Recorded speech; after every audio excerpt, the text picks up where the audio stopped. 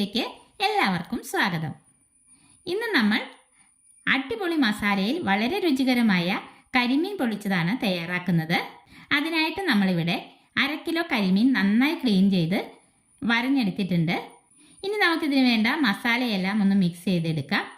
ഒരു പാത്രത്തിലേക്ക് 1 ടീസ്പൂൺ മഞ്ഞൾപ്പൊടി, 2 ടേബിൾ സ്പൂൺ മുളക് പൊടി, 1/2 ടീസ്പൂൺ പെരിഞ്ജീരകം പൊടിച്ചത്, 1 ടീസ്പൂൺ കുരുമുളക് പൊടി, 1 ടേബിൾ സ്പൂൺ കാശ്മീരി മുളക് പൊടി, ആവശ്യത്തിന് ഉപ്പ്, ഒരു 2 സ്പൂൺ വെളിച്ചെണ്ണ കൂടി ഒഴിച്ച് കുറേശ്ശെ വെള്ളം ചേർത്ത് നമുക്കിത് മിക്സ് ചെയ്തെടുക്കാം. ഇത്തിരി ഉപ്പ് കുറവാണ്, അല്പം കൂടി ഉപ്പ് ചേർക്കാം. അങ്ങനെ നമ്മുടെ മസാല ഇവിടെ റെഡി ആയിട്ടുണ്ട്. ഇനി ഓരോ മീനിലേക്കും മസാല നന്നായി തേച്ച് പിടിപ്പിക്കാം.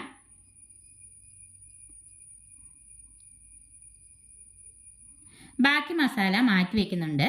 ഇത് നമുക്ക് പിന്നീട് ആവശ്യമുണ്ട് കേട്ടോ. എന്നിട്ടൊരു 10 മിനിറ്റ് റെസ്റ്റ് ചെയ്ത ശേഷം നമുക്ക് ഈ മീൻ ഫ്രൈ ചെയ്തെടുക്കാം. ഒരു പാൻ അടുപ്പത്ത് വെച്ച് വെളിച്ചെണ്ണ ഒഴിച്ചു കൊടുക്കാം.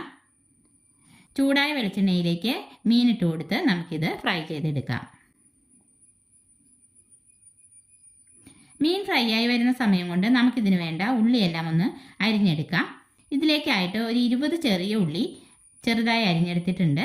പിന്നെ ഒരു വലിയ സവാള പൊടിയായി അരിഞ്ഞത്, പിന്നെ കുറച്ച് കാന്താരി മുളക് നെടുകെ കീറിയത്,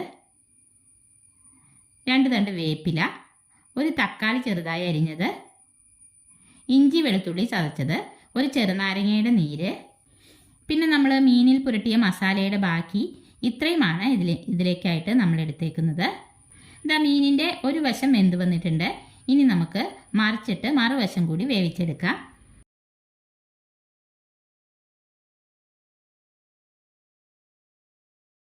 പിന്നെ നമ്മൾ ഇതിലേക്കായിട്ട് ഒരു കുടംപുളി ഒന്ന് കീറി ചൂടുവെള്ളത്തിലിട്ടിട്ടുണ്ട്.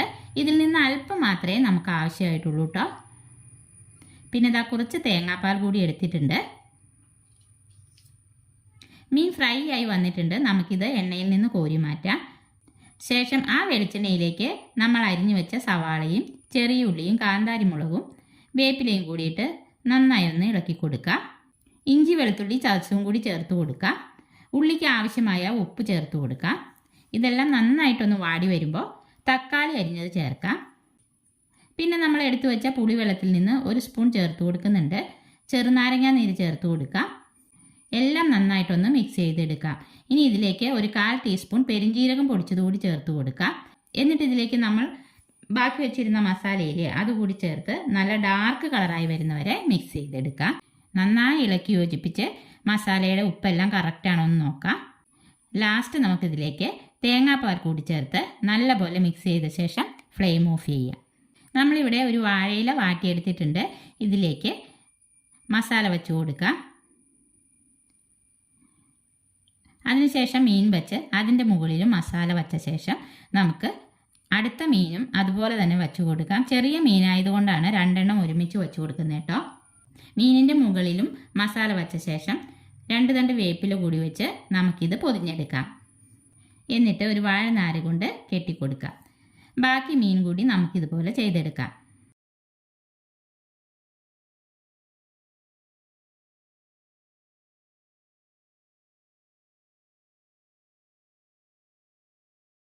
എന്നിട്ടൊരു പാൻ അടുപ്പത്ത് വെച്ച് 1 സ്പൂൺ വെളിച്ചെണ്ണ ഒന്ന് ബ്രഷ് ചെയ്ത ശേഷം മീനിനെ പൊതിഞ്ഞത് വച്ചു കൊടുക്കാം.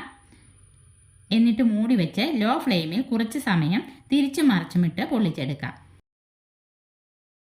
അങ്ങനെ നമ്മുടെ വളരെ രുചികരമായ കരിമീൻ പൊള്ളിച്ചത് ഇവിടെ റെഡി ആയിട്ടുണ്ട്. ഇതിൻ്റെ മസാല മാത്രം മതി കേട്ടോ ചോറുണ്ണാനായിട്ട്. അത്രയ്ക്ക് ടേസ്റ്റാണ്.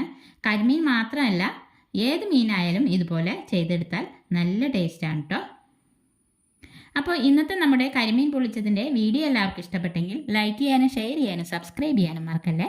അടുത്ത വീഡിയോയിൽ നമുക്ക് വീണ്ടും കാണാം.